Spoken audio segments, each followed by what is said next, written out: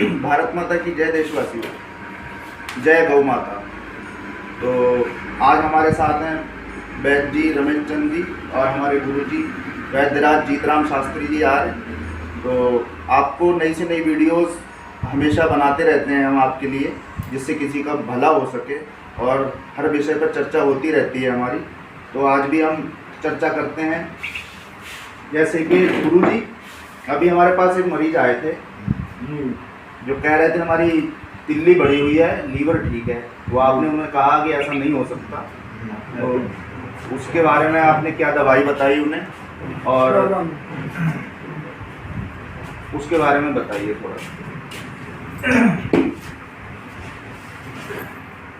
जो मरीज आया था वो कुछ पढ़ा लिखा भी था, लेकिन जिद कर रहा था मेरी लीवर की जांच बिल्कुल ओके है और तिल्ली खराब है।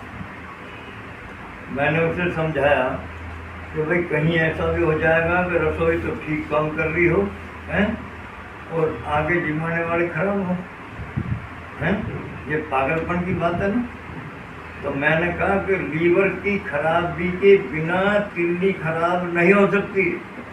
हाँ, क्योंकि ज़्यादातर बुखार भी चढ़ते हैं, उनके बाद जो एंटीबायोटिक दवाई दी जाती है वो लीवर का पित्त बढ़ा देती है या और कई सिस्टम खराब कर देती हैं। तब फूड पॉइजन होता है, उसको तिल्ली कैसे सहन करेगी, कैसे उसका खून बढ़ावेगी।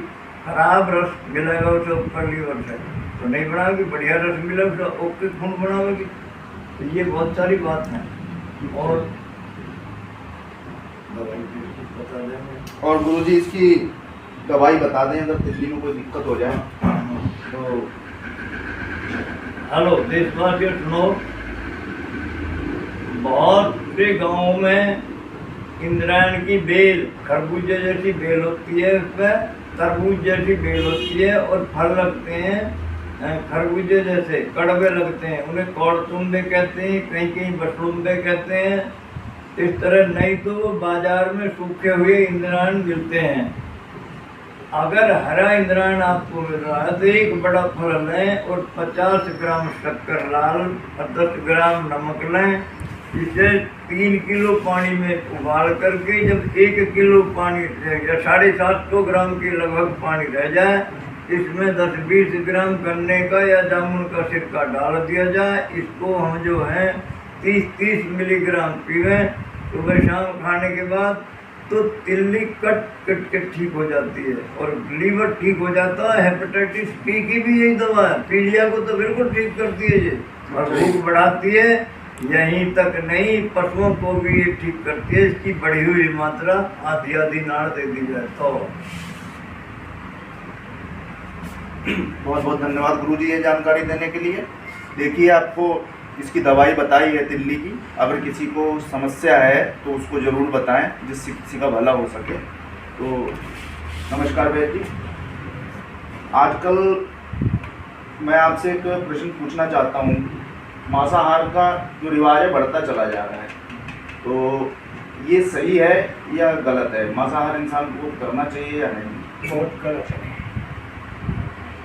ये मांसाहार का जो खान पान है बहुत ही ज़्यादा गलत है, क्योंकि जैसा खाएंगे हम मन ऐसा होगा हमारा मन। खानी पानी का हमारे जीवन में बहुत ज़्यादा प्रभाव पड़ता है। ऐसे हमारे संत महापुरुषों ने कहा है कि ये मांस जो है ये हमारा भोजन नहीं है, मानव का भोजन नहीं है। मानव के लिए तो बहुत चीज़ें बनाई है, कुछ मालिक ने घी दूध फल मेवे मिष्ठान हमारे लिए बनाए, लेकिन मांस जो है वो बहुत ही ज़्यादा गलत है और उससे नई नई बीमारियाँ लगेंगी। इसलिए ये शाकाहारी बनिए। जय गुरु जी। धन्यवाद गुरु जी। गुरु जी, एक छोटा सा प्रश्न और है। इंसान बिल्कुल ही निरोगी रहे, बीमारी उसको ना आए, ऐसा तो चलो पॉसिबल नहीं है एक तरह से, मगर फिर भी इसकी रोकथाम के लिए कुछ ऐसा संदेश दीजिए देशवासियों को जिससे कि कम से कम बीमारियों का सामना करना पड़े। देखिए, शरीर व्याधि मंदिरम, अच्छा व्याधियों का मंदिर है ये शरीर, किंतु फिर भी ऋग्वेद में एक मंत्र है, हित भुग चित भुग मित भुग। भोजन को अपने हित में खाइए, अच्छा। ऐसा ना है कि स्वाद के लिए खा रहे हैं, उसे देखिए ये हानि तो नहीं करेगा। चित्त लगा के खाइए, उसे मन लगा के खाइए, खूब चबा चबा मतलब के खाइए। जीने के लिए खाएं, खाने के लिए ना जिए। हाँ, prevention is better than cure. तो और इसको नियमित नियम से देखिए। आप जो शाम को जो ऐसा ना 11 बजे खावें, 12 बजे सोवें और फिर आप स्वस्थ रहने की चिंता करें, नहीं हाँ। कर सकते।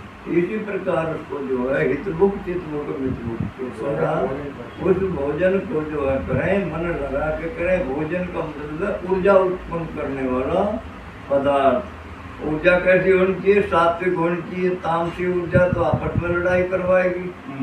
इसलिए हम सात्विक भोजन करते रहें। हरी सब्जी बहुत है हमारे देश में।